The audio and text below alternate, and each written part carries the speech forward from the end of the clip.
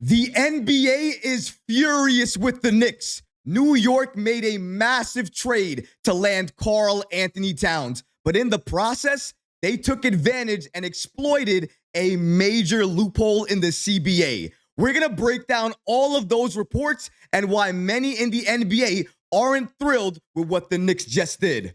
All of this and so much more today. If you're not already subscribed to the channel, go ahead and hit that subscribe button now. And make sure you have notifications turned on so you don't miss a second of the new content. And now, let's get started. The Knicks exploit a major loophole to land Karl-Anthony Towns. Leon Rose and this Knicks front office just don't miss. Every time you tell them they can't do something, or you put a restriction on them, or you put a limit on them, because of who we are, because of who we have in that front office, Brock Aller, the magician to mention one of them, Leon Rose, the president to mention another one of them, that entire front office knows what they are doing, and even more so, knows how to take advantage of a loophole that really nobody knew even existed until right now. Let's break down these latest reports about how the Knicks exploited a loophole in the CBA to land Karl-Anthony Towns. Before we break down exactly what the Knicks did and what loophole they exploited, let's first tell you the rules regarding the NBA's new collective bargaining agreement. Shout out to Bleacher Report for giving us the following information. According to them, under the new NBA collective bargaining agreement, teams become hard capped at the second apron if they use any portion of the mid-level exception to sign a player, aggregate multiple contracts in a trade for salary matching purposes, send out cash via a trade, or send out a player via sign and trade, and uses that player's outgoing salary to take back a contract. The Knicks managed to remain below the second apron despite taking in more salary by using some financial maneuvering. Financial maneuvering is just a nice way to say the Knicks and Leon Rose exploited a huge loophole in the CBA. According to Fred Katz of The Athletic, he states the following: the Knicks have discovered a new loophole in the collective bargaining agreement with the NBA. Teams in their situation cannot aggregate minimums anymore. So what did they do? In this situation, the Knicks signed and traded Jeffries, Brown, and Washington, and they are paying each of those guys just $1 above the minimum. What a brilliant move by the Knicks. Because of where they were, given where they are right now, they could not aggregate minimums anymore. So what did the Knicks do? They paid all of those players $1 extra just to make sure they met the requirements. Nobody even thought about doing this, and the Knicks just did it. Exploited a major loophole, and in the process, got a lot of people upset. According to Fred Katz, he states, I have heard from various people that the league isn't thrilled about this, but such is the way it goes with the new CBAs. The NBA tries to close up loopholes, and then smart people working for teams find new ones. And one of those teams this time happened to be the New York Knicks. And you know what? I don't apologize for it.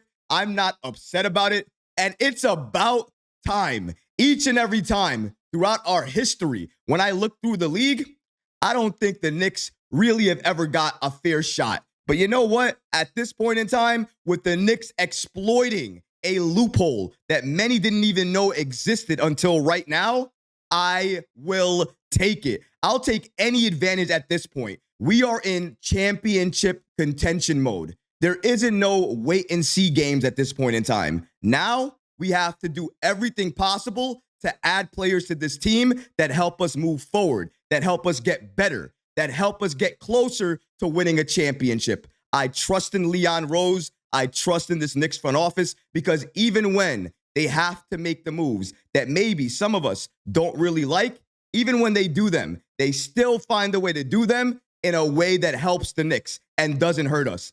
Taking advantage of this loophole is a major win for the Knicks. And whether we see it or not, the Cat trade was a necessary move because, in my opinion, that indicated to me that Randall was not going to stay with the Knicks long term. And if that was the case, I've already made peace with the fact that Cat is a Knick. Now we move forward, we continue pushing on, and we continue believing in this team that they can go all the way and win that championship. That's the belief we owe this franchise after everything that they've given us and done for us this offseason.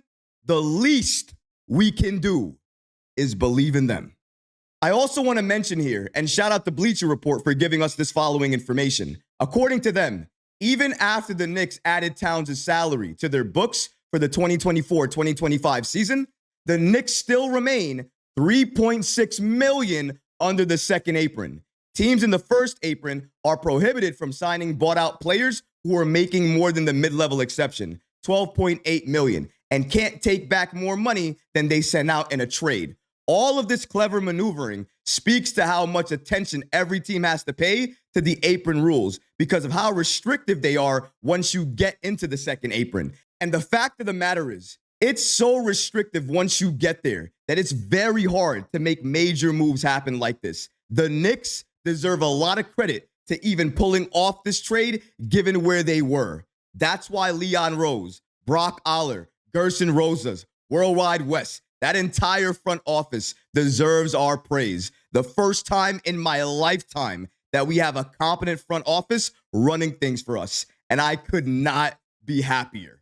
According to Fred Katz, he states, the Cat Bridges trades signal a new trend in the NBA. Daquan Jeffries, Dwayne Washington Jr., Charlie Brown Jr., Mamade Dikate used to be guys who would bounce around without likely a chance to receive guaranteed millions before the season even began. Now, they're all going to get paid. And one of the main reasons for that is because teams like the Knicks continue to find ways to take advantage of the CBA, make their team better, get other players paid, and obviously, given the fact that this is guaranteed money, guaranteed millions, it's really changing their life for really just being part of the NBA and being part of the Knicks. And I know when you're in the NBA, you want to make an impact. You want to go to a team where you matter, where you can showcase your abilities. I understand all of that. But at the end of the day, this is a business, and you need to get paid to take care of yourself and your family.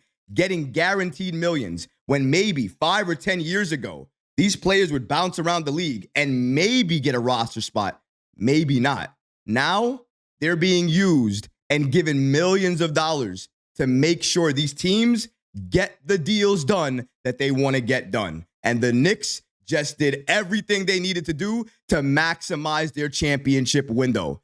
Even if you don't like the trade, even if you dislike Cat, whether you love this situation or you hate it, you have to agree the way the Knicks handled the trade, the information we found out after the trade happened, all of the financial maneuvers that the Knicks did to make this trade happen without getting hit with any penalties, that's a miracle in itself. New York is ready. We are waiting, and we want the season to start because we know our championship run starts this season, and we have a window of about 2 to 3 years to get it done. And we're going to maximize that window by continuing to add good pieces to this team, great talent to this team, and make sure any weaknesses we see on the court, we address them as soon as possible. Leon Rose has done that each and every season.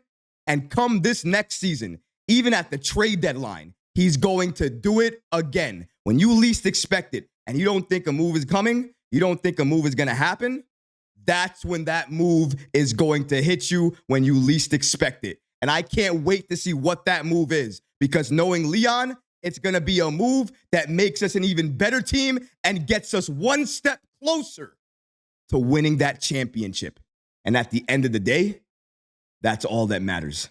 But what about you guys? What do you think about the Knicks exploiting this massive loophole in the CBA to land Karl-Anthony Towns? Let me know in the comments section below, guys, because honestly, I would love to hear from you. But that's going to do it for this episode. I hope you enjoyed it. And if you did, go ahead and smash that like button, leave a comment below. And of course, guys, please subscribe to the channel. Until next time, Knick fans.